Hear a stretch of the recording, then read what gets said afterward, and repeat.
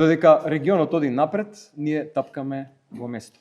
Веќе е формирана комисија која го пишува договорот за пристап на Црна Гора во Европската унија. Црна Гора, која стана независна држава, една година од која ние го добивме кандидатскиот статус за Европа. Денес Црна Гора е на чекор за членството, а после неа веднаш следува Албанија.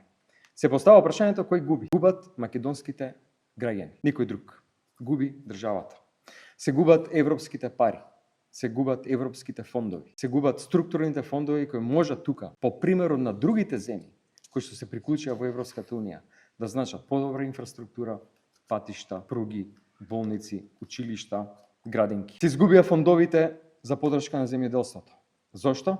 ИПАРД го нема, Европа го блокираше затоа што ги фатија членовите на ВМРО-ДПМН како крадат европски пари. Значи Европа не носи само единствен огромен пазар и подобро образование, здравство, социјална состојба во државата, туку само Европа е единствениот начин на кој што нашето општество може да просперира.